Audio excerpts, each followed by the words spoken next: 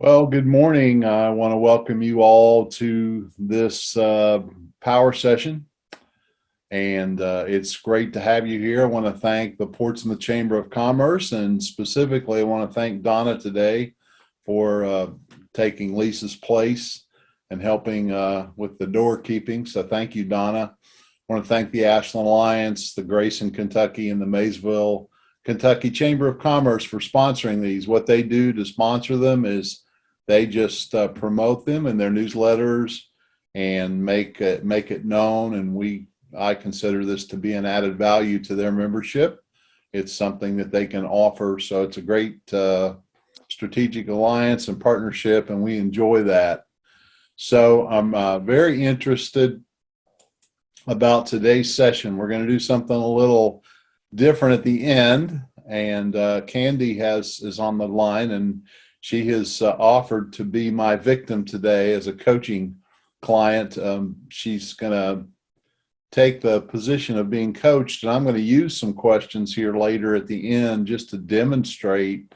And we've not rehearsed this or planned this or anything. We neither one know what's going to happen. So it may crash and burn, or it may be very interesting. It will certainly be entertaining in one way or another. So that's worth hanging in there today. But we're going to talk today about creating and asking powerful questions. Questions are the heart of a coaching approach to management and leadership. And I would say even in life, it's a great way to get to know people, to relate to people, and to really serve and help people. So that's why we're doing the topic today. This is me. Most of you, I think, on the line already know who I am. I've been married for 37 years to Connie. Just so blessed to have a wonderful wife. And we have 3 sons who are grown. And I'm the granddaddy of all granddaddies. And that's, if you've been a grandparent, you know that is a totally different experience and season, which is just delightful and very interesting. I've been a business leadership coach for 19 years, and I own my own business doing that. I'm also a biblical counselor. I help people with personal issues like marriage issues, depression, and some other matters from a biblical standpoint. I enjoy doing that. I've done that longer than I've done coaching, and I have a real passion to help people. That's what kind of ties all of that together. And I enjoy serving and making a difference in people's lives. And hopefully this morning that will happen for you. So I've got a few rules of the game that we always go through. And these rules are designed to help you get the most out of this time together. I really think about the fact that people sign in. Everybody has a very busy life, and people sign into these things and take an hour out of their life to dedicate to learning and listening to this. So I want this to absolutely, for you to get the best return of investment on that. And here's how you can do that. First of all, you need to be an owner or have an ownership mindset. And what I mean by that is, if you will come into this taking full responsibility to get the most out of this for yourself, that's the best mindset to come in. Quite often in these principles that I share and these things that I do, people think about other people that could benefit from this. And that's good. But if you're thinking about, oh, that would be good for so-and-so to hear, or I wish somebody else could be hearing this, you're not really being fully present with yourself. And what's interesting about questions, a good question with some space can get a person very present with where they are. And we are all moving so fast through life these days, so many responsibilities, so many things to keep up with. Unfortunately, seldom do we all slow down and give ourselves the space and the grace to really just be present and be aware of what's going on. And a good question posed by a person who cares about you, and gives you that place, that safe place to respond, can provide that ownership. You can really step back into that ownership by becoming present and aware. So I'm asking you to just have that mindset this morning that you're going to own this hour or so for yourself, and you're going to look for the opportunity to improve and to get better. That's what coaching is all about. Second, participation. 100% participation in a situation like this would look like not multitasking. It would be having your devices like your phone and your email somewhere else, out of the room. It would look like having a piece of paper and a pen or a pencil or something to write with, so that when something strikes you or something raises your curiosity or something gets your attention, you can jot a note there. For some of you, it might be actually taking notes through this. Now, I will send out the PowerPoint slides to anyone who requests them for free. So you don't have to write everything down. There's not a lot of slides today. We're going to go a little light today on that. But even what I have, I'll be glad to send you. So to participate, you don't have to write everything down. But I would like you to just, again, stay very engaged and look for those little light bulbs that will occur if you take a few breaths and let your mind kind of settle and clear. Third, get rid of the I know. None of us like to look like we don't know what we're doing. And so we put up a little bit of a facade of knowing more than we know. And I don't know that we do it intentionally. Maybe it's subconsciously, but we want to impress others. And for the sake of this time together, you don't have to impress anybody. I don't have to impress you. I am far from perfect, have many flaws, have many things still to learn, and I'm probably going to learn as much or more today as anybody on the call. And if you think about a good question, what it's designed to do, if it's a sincere question, it is an inquiry to learn something from somebody else. I find so many times I work with a lot of managers and leaders, and they don't really listen to the people they're leading. And so they don't really know the people they're leading. And if we would get to know the people we lead, we could really help them and serve them at a much deeper level. I think that's the purpose of a leader, is to serve those who follow them. It's to help them out and to bring them value. That's the joy of leadership, is really making a difference for the people that follow you. And you really can only do that well when you listen. You may say, Dave, I'm a manager. I'm trying to get results. People aren't listening to me. We're disconnected, blah, blah, blah. I hear that kind of thing all the time. Well, a good question in a calm situation where we slow down and start to really communicate and listen facilitates things happening. But for that to occur, you have to get rid of this I already know. If you ask questions when you think you already know what the person's going to say, or you already know what the problem is, that is not the best way to learn. Today, coming in curious and not knowing a lot about how to do any of this thing is the best way to be. Just be curious and find this interesting. And if we'll do those three things, we can have a lot of fun. I think life is too heavy for the most part. There are a few things in life worth a heavy attitude, but most things need to be fun and joyful. And we like to take some LSD. What do I mean by that? Laughing, singing, and dancing. I promote all of them. Let's lighten it up and laugh and sing and dance and have some fun today. Let's dance with some ideas and dance with some questions and really sing in some of our answers and enjoy this process. So if you're ready to go, I'm ready to go, and I'm going to ask this question. Now, I'm going to start the question thing with a question. What do you want from today's session? And I thought about going through each person. We have a short list of folks today. We have a more smaller group, which is good. And I would love to hear something from everyone, but I decided on this particular session, I'm not going to require that. Some of my groups, I do that. This is a free presentation. But if anybody would like to just unmute and just say, Dave, this is what I'd specifically like from today's session, I would appreciate that participation. And if we don't hear from anyone, that's fine. So there's no pressure.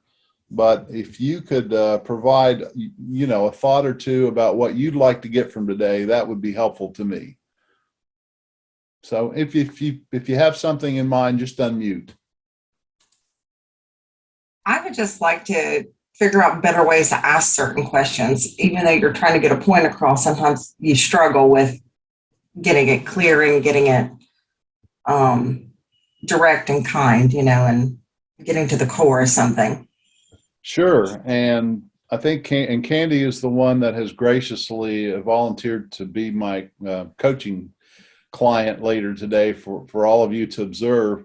But to answer that question or to address that question is, what is it that makes us good at anything? I think it's practice.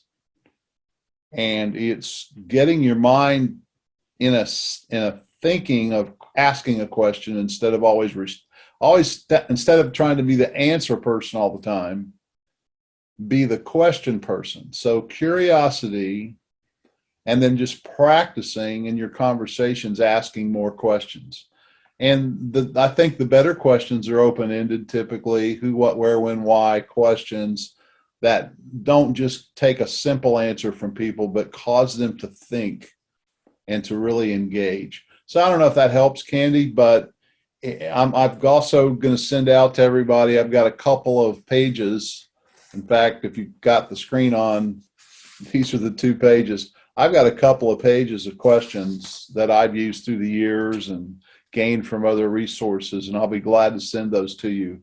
But I find reading good questions and really spending some time studying this has helped me immensely. Of course, this is my career, but I think anybody who's trying to lead other people, that's true. So thank you. A better way to get a better question or more clear in your questioning is what I'm hearing. So thank you.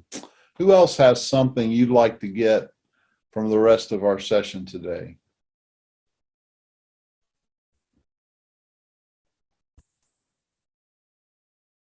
Is that you, Sherry? I'm not hearing you. Can you hear me? So I just Yes. sometimes have difficulty with timing. So timing matters, and you might be curious about it and have a question, but it's just not the right time. So going back and figuring out the right time, we're remembering to do that in this world that we're in. Yeah, I agree that it's not just the right question, it's offering it at the appropriate, I think appropriate is the word, the appropriate time, and how to know what that is. If you have people that you work with directly on a regular basis, I would strongly recommend that you carve out a place on your calendar every week or every other week to give them some full attention time of yours. And that is the best time to ask, I think, questions is when you have that time scheduled. They come expecting that to be the nature of the time they're going to spend with you. And so that coaching you're doing through that questioning with that person is a scheduled event, and they kind of come ready for that. And that makes it more appropriate. And that's hard to do in today's world, if you have a lot of people that report to you or you have a lot of folks you're responsible for. But the key folks, I would spend some one-on-one time with them on a regular basis. And that helps, I think, create more appropriate times to do that. Does that make sense? Yes. Is that hard? Is that hard for you to do? Sometimes. Sure. It's one of those real important things, Sherry, that isn't always the top of the priorities. There's a lot of urgency going on. And if you're like most folks, you got a lot going on. So making those real important conversations that aren't around urgency a priority is a challenge. So, but I appreciate you bringing that up. And then it's knowing, is it time to ask this or should I hold off? And we'll talk a little bit more about that since you brought it up. So thank you. Anybody else have anything you'd like to make sure that we focus on and cover today?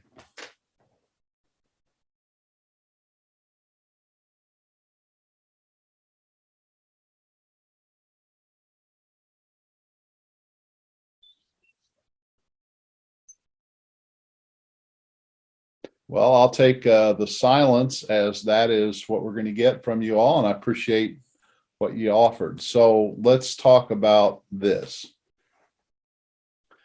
As a coach, my role in organizations and in working with people is really down to one thing.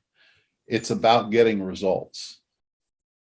If a coach doesn't coach a team to win games, then he's really not successful. She's really not doing what she was hired to do. And this sounds a little transactional, but it's not just a touchy-feely thing where I just want to connect with everybody and we just all want to sing Kumbaya and hold hands. I love people. I enjoy being with people.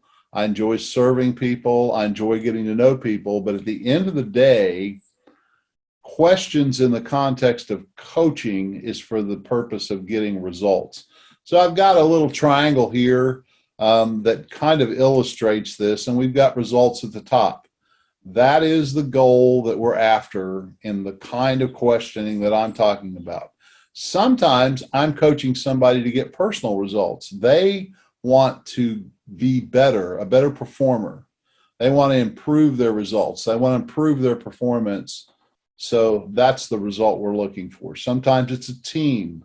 It's a team of people that aren't getting along or they aren't communicating well, or there's just a lot of drama and there's not a lot of good connection happening. So there's a result, there's not a result happening. So just to set the foundation here, why do we want to ask better questions? Well, it's not just to make people uncomfortable. It certainly does that sometimes. It's with a goal in mind. We want to get a result.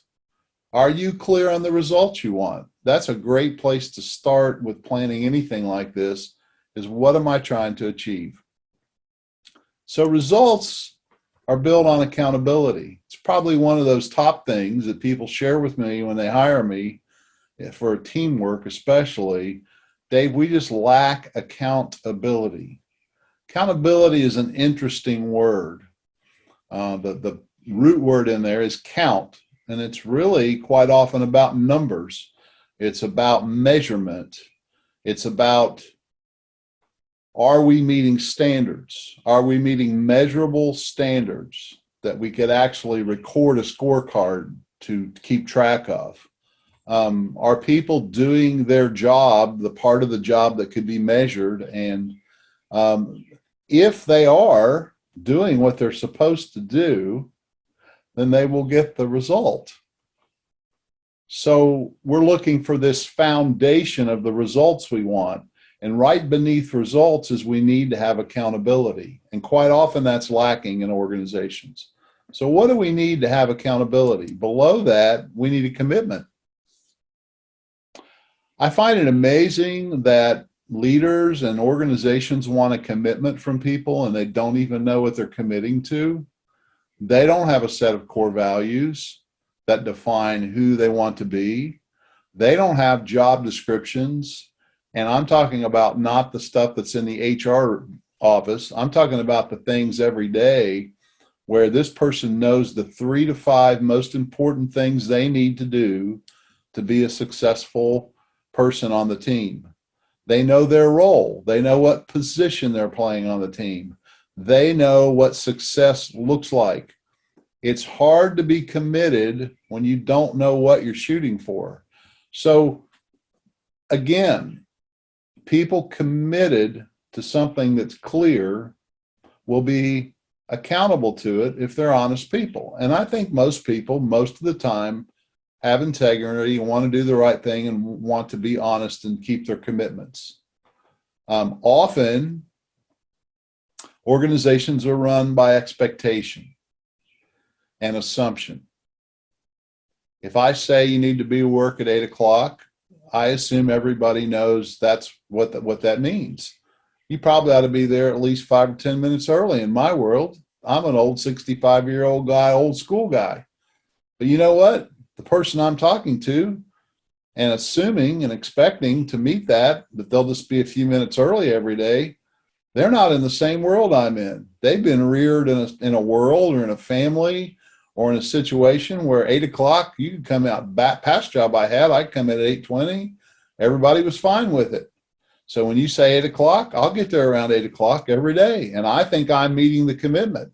They're not committing to the same thing that I am because I have an expectation that differs from their expectation.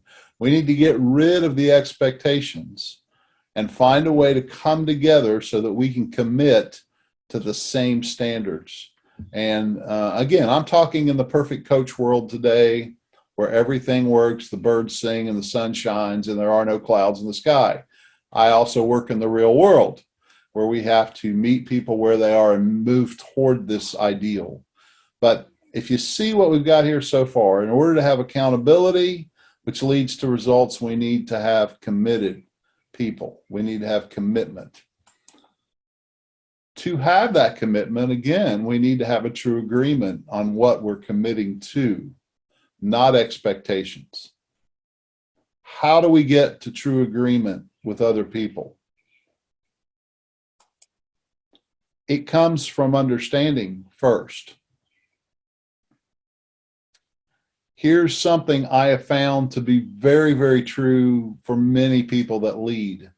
They are afraid to give people the space to express how they feel about something and what they think about something, what they think is fair, what they think is right, what they think they deserve, what they really want. If I open up that space, Dave, I'm afraid people will start to assume that I'm going to give them all that. That is not true. You need to position yourself as the leader, the coach, that I want to hear you out and truly understand where you're coming from before I'm even going to offer any information, because I really want to know, I want to meet you where you are so that I can take you where you need to be. I can lead you to a better place, a more effective place. But a person can't leave a place they've never been. I want you to really, if you're writing something down, I can't leave a place I've never been. I have to be somewhere with somebody if I'm going to lead them to a better place. And if they feel like I understand them and even accept them, the person, where they are, they will follow me out of their comfort zone to somewhere else. But if they don't feel like they're understood, or that I really care about them, or that I'm really listening to them, they're not going to follow me. Oh, I might be able to carrot and stick them or scare them into getting some things done, but I don't have a true agreement with a commitment based on a true agreement that leads to an accountability from the heart. I mean, I'm talking about building teams that are world class. World class teams have a true commitment based on a full understanding that leads to an agreement. Once I understand you and you understand me, then we have a foundation to create a commitment and an agreement. But it starts with understanding. And how do we get to understanding? Through curious, bold questions combined with empathetic listening. This is worth the price of the seminar today, even though it's free. I want you to see this. A curious, bold question and an empathetic listening person.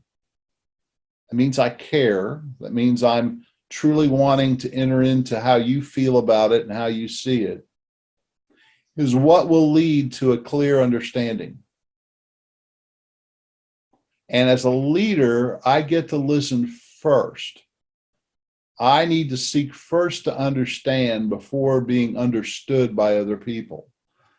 I find a lot of leaders wanting to bark out orders and be understood, and then they get frustrated when people don't understand them, or they don't follow their lead, or they don't follow the directions, or they're not accountable to what they're supposed to do.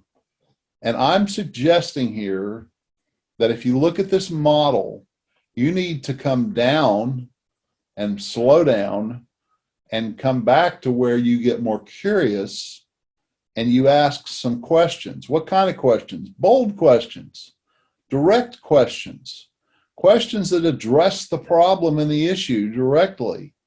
We need to attack problems, not people. People need to know that we love them, we care about them, we support them, we want them to do well, but their performance is on the chopping block. Their performance is unveiled. And we have that agreement, and the way we're going to relate to each other is that together we're going to critique the game film. We're going to look through questions, through curious, bold questions. We're going to get a real clear understanding of what's going on. But I'm always going to do it in the context of listening more than talking, and doing that with empathy, doing that where they know I care.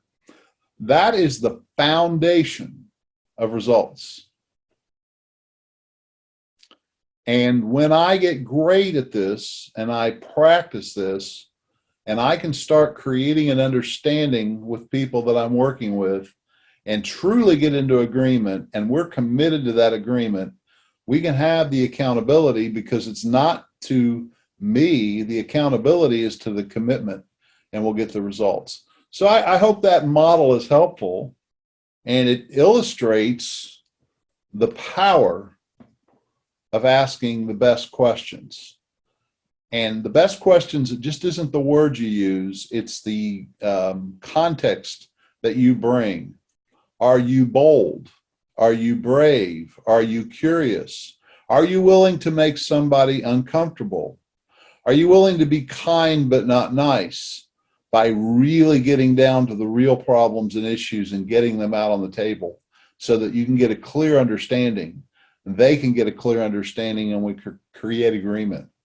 I think this is it. I think that triangle there, if you look at that, you can look at any challenge you're having with a customer, with a spouse, with a child, with one of your teammates, one of the people that report to you, any problem you're having right now in the communication and getting the results, you can see where are you on this triangle. Do we have a real understanding? Do we have commitment? You know, you can ask good questions just using this as a basis to find out where you are. So I hope that's helpful. It's a model of getting results through using curious, bold questions and empathetic listening as the basis. So that brings us to a book that I recommend. I think it's probably the best book I've read on coaching. It's a pretty easy book to read. It's called The 7 Coaching Habit Questions. The 7 questions. The Coaching Habit. Say less, ask more, and change the way you lead forever. By Michael Bungay Stanier. He has some good YouTube to watch. If you're a YouTube person, you can put his name in or put in the name of his book and it'll come up. And he's pretty fun to watch. He's a pretty good communicator. But here are the 7 questions that he uses as a coaching format. What I would like you all to do with this is just to marinate and just kind of sit with each of these questions and feel the power of each question. The book does a great job at getting you to think about that, and it'll take you a lot deeper in this.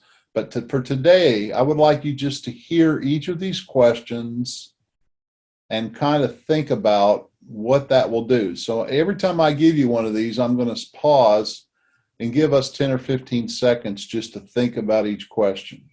So here goes the first one. What's on your mind?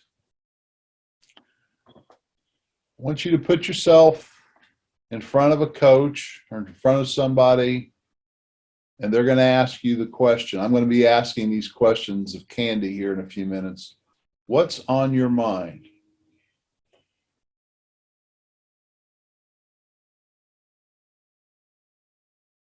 You give people the space and the grace to slow down and really consider all the thoughts that are flooding through their head.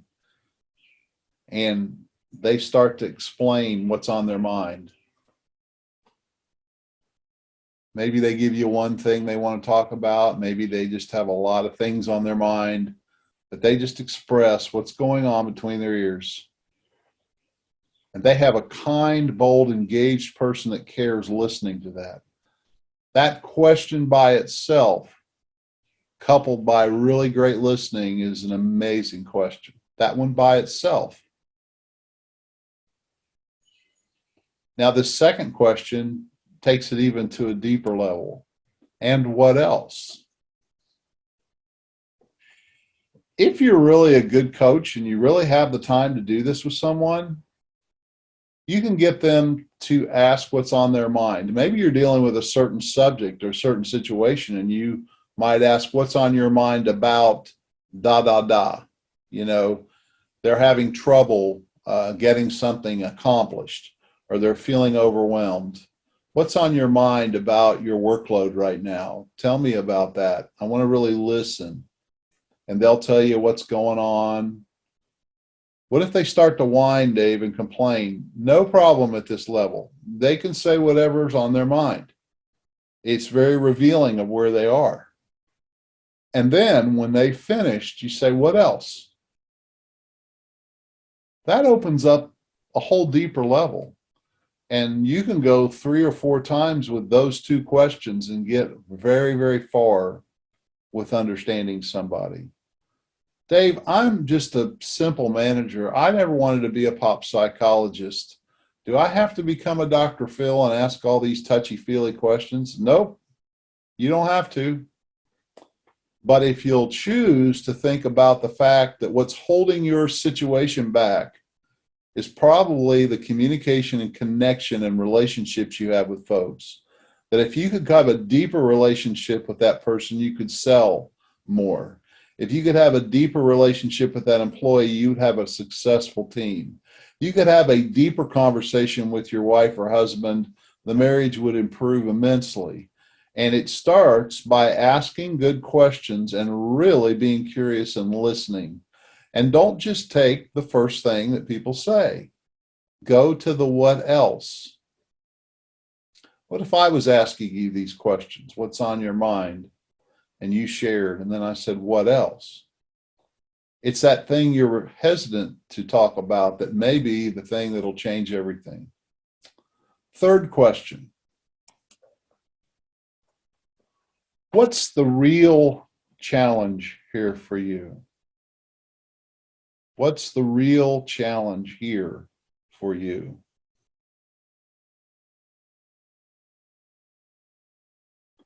Somebody opens up to you because they trust you and they tell you what they're thinking.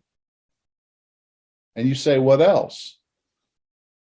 And they take a risk and they really start to talk about the issue and the struggle they're having, or where they want to change, or what's frustrating them. And then you say, what else is on your mind? And they get down to this person they're having trouble with or whatever. And then this is the ownership question. What's the real challenge here for you? You're in this situation. I think I understand it right now. What is the real challenge here for you? The real challenge. The real thing that you're struggling with. The real thing that you'd like to overcome or be better or change. Again, another powerful question. Simple question. Number 4, what do you want? Again, if we go back to our triangle, this is where we're trying to get an understanding. Where they feel challenged, what are they thinking, how is it affecting them, how is it affecting others around them, and what do they really want facing this challenge? They've shared what's challenging them. What outcome do they want? What would they love to see happen? What is their desire? Our desires come from our heart, and they come out in words, and people don't ever slow down enough to really think like this.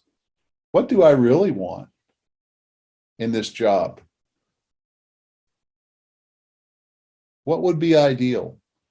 People that are leaders and managers sometimes are afraid to ask those questions because they think that they're going to think these people are going to think they're going to get all that, exactly what they want. Well, they're sure going to probably get more of what they want if they have that conversation, because there's a lot we can give people. There's a lot we can do. There's a lot we can help them have. But there may be something they want they can't have, but at least they'll know, at least there'll be clarity, at least there won't be expectation.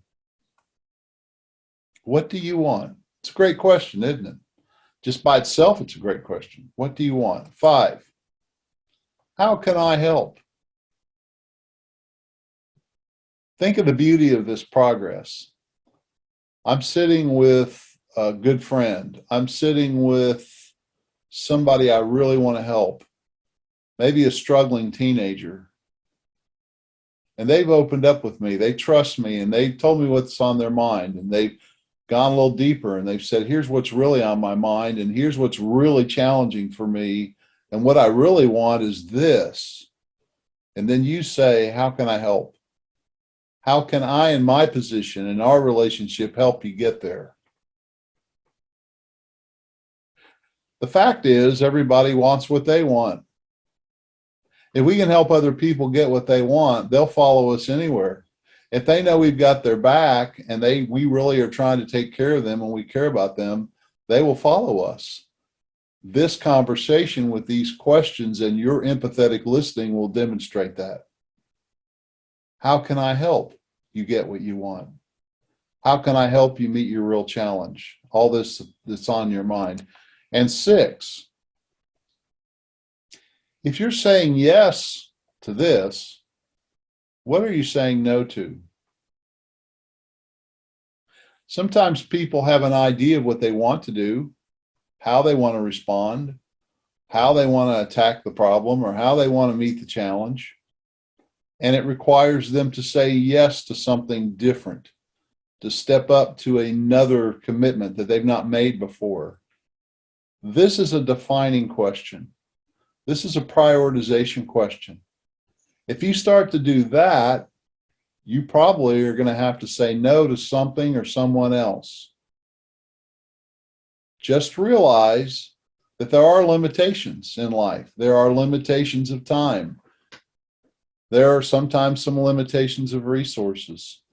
And so when you choose to commit to this, you're choosing to drop the commitment to something else. It's likely that when you say yes to this, the process of choice means I'm taking this and I'm leaving this other behind.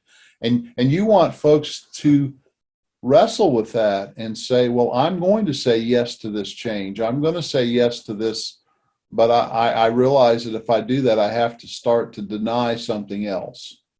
Yes dwells in the land of no. Yes dwells in the land of no. And finally, the 7th question, what was most useful to you? It's a summary question. It helps the person get their head back around all of the answers they've given in the conversation they've had. Now, this is one system that leads to a better understanding and a direction as a leader. I have those 2 pages of all those other questions that can take you to different places and different levels of commitment. There are all kinds of systems for accountability, for setting goals, for following up and doing accountability, and all that's helpful. But I like these 7 questions. I like this system. I think it really is powerful, and we want to demonstrate this here in a minute with Candy. She's gonna again be my coaching client today. So, several tips to improve the effectiveness of asking questions. This is the coaching part of the meeting where I just help you I'm going to give you as a coach some tips on how to do this better.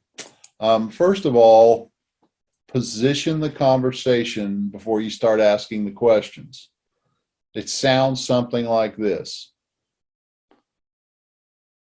George, we're going to talk today a little bit about your performance and your results here lately. And what I would like to do today is really start by asking you some questions and giving you some space to think and answer. Because I think in getting that clarity, we can probably come to an agreement and I can find out how I can help you get better. Are you okay with that? Does that work for you? That's positioning the conversation. And again, the challenge is going to be, we're all so busy.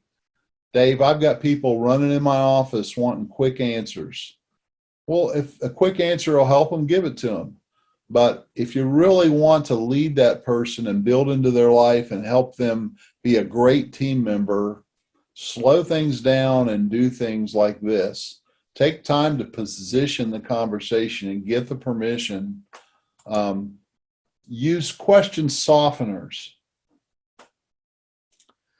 So if you wouldn't mind, I'd like to ask you, what's on your mind? So what's on your mind is a very direct question, but you can sometimes offer a softener to just kind of make it a little spoonful of sugar helps the medicine go down. Now, you can put so much sugar in something you can't taste it.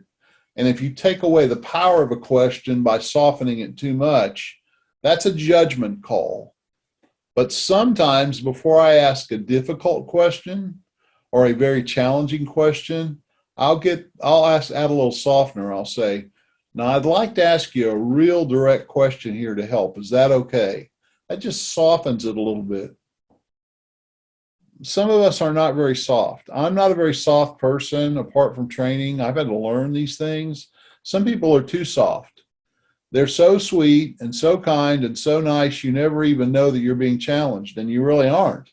So there's this spectrum, and there's a sweet spot in the middle where you're kind, but you're direct. You speak the truth in a kind way. You speak clearly in a kind way. Not being direct and clear is very unkind because it leaves people confused and not sure. The straight, unadulterated truth, when it's pure and it's clear and it's offered in a kind way, is beautiful, but it is not comfortable. Some of us really struggle making other people uncomfortable. If you're going to be a great leader and coach, you're taking people outside of their comfort zone. You're leading them outside of something that you're challenging their status quo. And that's the world I live in. People hire me that want to go to really high levels of efficiency and effectiveness and excellence. And to do that, you're going to be uncomfortable. But you can be very kind while you're administering something that's very challenging. Primarily, I like to use open-ended questions like what, who, when, where, and how questions. I don't like the why question too much. That's more psychiatry and the analysis of why I'm doing what I'm doing and going back into your history and your past. Some of that can be helpful, but from a coaching perspective, I don't like why questions near as much as I like what is going on. I want an objective picture from their perspective of what's happening now, because coaches are more concerned about future activity and future success and future direction and future improvement than they are the past. Sometimes we need to understand the past, not putting it down, but I'm not going to be a victim to the past. And we're not going to just sit and have talk therapy and just blah, blah, blah about all the past.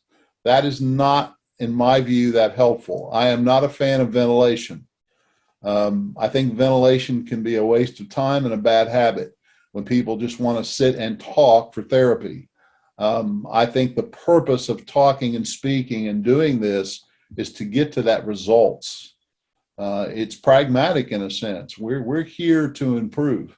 If that's not your agenda, at least in the workplace, that's really not our conversation is not just to mesh up and just be closer. Our agenda here is to achieve a result. So who, what, where, and how questions are the best. Closed-ended questions that just get a yes or a no or a very quick answer. I want the best use of questions is to get people to open up so we can see and understand what's going on. Ask questions very slowly and provide grace and space for the response. Some people don't process quickly on the fly. And I have found this, and also in counseling, that some people need time to process and think. And if you're interrupting and completing their sentences and just moving at a different pace than they are, that's not really going to get the best result. Slow a question down and let people answer them one at a time. I'm still working on this one. I mess up here. I'm a fast-paced person. I like results quickly, and I'm working on it. That, it's better for me to slow down with the 3-year-old that's trying to walk and not drag him on the sidewalk. In other words, it's better to pace with who I'm with and then slowly pick the pace up and not drag people along. And they appreciate it. It's not that we're going to make them just totally comfortable, but give them some space and some grace to respond so that you really get what's really on their mind. And some folks take time to process. They feel pressured to get that answer out really quickly. And I think you need to remove some of that. Respect and appreciate silence. Silence gives people that space and grace. Dig deeper till you really understand what's going on. If you're not sure whether you should ask a question or not, go ahead and ask it. It'll either crash and burn or you'll be at a new level. I found that most of the time it's great that I asked the question that I was a little bit afraid to ask. Reflect answers and use clarifying questions as needed. In other words, you don't just mimic back like a parrot what they're saying, but you put it in your own words and validate that you understand, that they know you understand them. And ask a few more questions if you need to get clarity. And don't use leading questions very often. What's a leading question? It's where I'm asking a question more as a suggestion. It's more of a rhetorical question. Well, have you ever thought about doing this? Or how about if you do that? That's a leading question. It's still a question, but you're trying to lead through the question and not really understand and listen. So